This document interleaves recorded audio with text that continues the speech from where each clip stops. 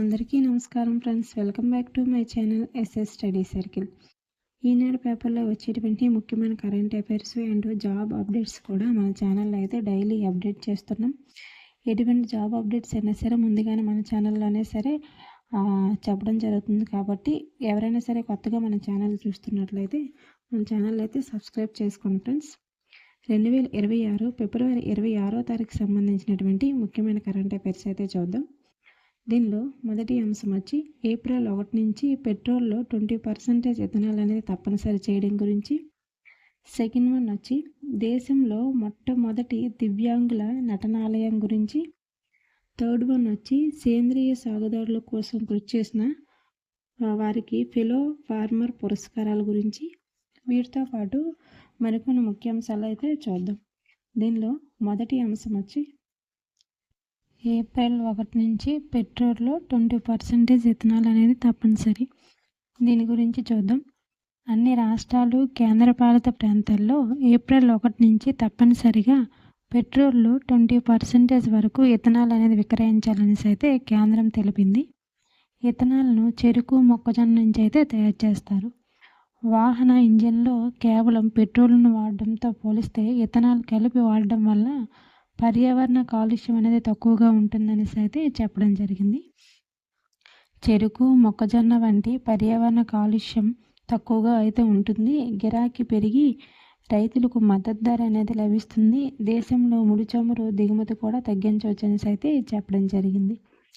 2022 June నుంచి పెట్రోల్లో 10% ethanol కలపడాన్ని అమల్లోకి తెచ్చిన ప్రభుత్వం 2030 నుంచి ఈ 20% పెట్రోల్కి అయితే వెళ్ళాలనేసి అయితే లక్ష్యంగా అయితే పెట్టుకుంది. సో ఇంపార్టెంట్ గుర్తుపెట్టుకోవాలి. పెట్రోల్లో 20% ఇథనాల్ అనేది తప్పనిసరిగా అయితే అమలు చేయనున్నారు. ఇది ఏప్రిల్ 1 నుంచి అయితే అమల్లోకి అయితే రానుంది. సో ఇంపార్టెంట్ గుర్తుపెట్టుకోండి. నెక్స్ట్ అంశం వచ్చి దేశంలో మొట్టమొదటి దివ్యాంగుల నటనాలయం. దీని గురించి అయితే చూద్దాం.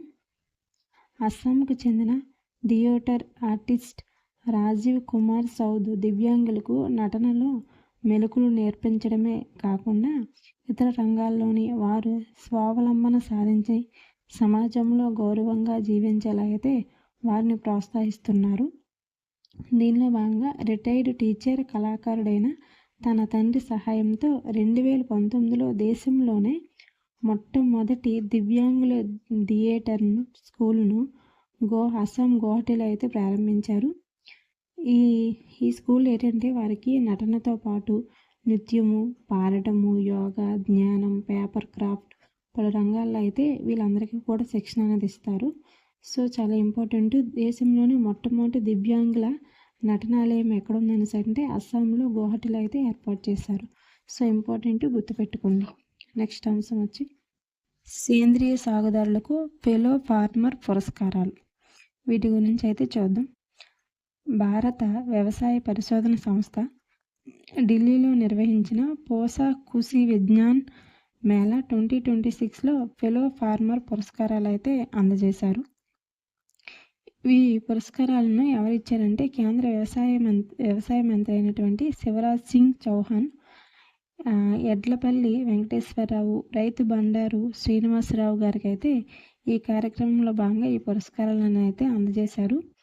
వీరికి దేనికోసం అంటే ఇస్తారంటే సేంద్రీయ వ్యవసాయాన్ని సాగుదల చేసినందుకు, తెలుగు రాష్ట్ర రైతులకు అవగాహన కల్పించడము, ప్రకృతి విధానంలో సాగు తదితర అంశాల్లో కృషి చేసిన వారందరికీ కూడా ఈ పురస్కారాలు అయితే అందజేస్తారు. సో 2026 గాను ఈ పురస్కారాలు ఎవరికి వచ్చాయంటే ఎడ్లపల్లి వెంకటేశ్వరరావు, రైతు బండారు శ్రీనివాసరావు గారికి అయితే ఈ పురస్కారాలు అయితే అందడం జరిగింది. వీరు సేంద్రియ సాగు కోసమే ఎక్కువగా కృషి చేస్తున్నారనమాట. సో ఇంపార్టెంట్ గుర్తుపెట్టుకోండి. చూశారు కదా ఫ్రెండ్స్, 2026 ఫిబ్రవరి 26వ తారీఖు సంబంధించినటువంటి ముఖ్యమైన కరెంట్ అఫైర్స్ అయితే డిస్కస్ చేసాం. ఇదే విధంగా ప్రతిరోజు కూడా మన ఛానల్లో ఈనాడు పేపర్లో వచ్చేటువంటి ముఖ్యమైన current affairs and job updates కూడా చెప్పడం జరుగుతుంది. So please support my channel. మన ఛానల్ని సబ్స్క్రైబ్ చేయండి, లైక్ చేయండి. మీ ఫ్రెండ్స్ ఎవరైనా సరే కాంపిటేటివ్ కానీ చదువుతున్నట్లయితే వాళ్ళకైతే మన క్లాసెస్ అయితే షేర్ చేయండి friends. Thank you for watching my channel. Thank you.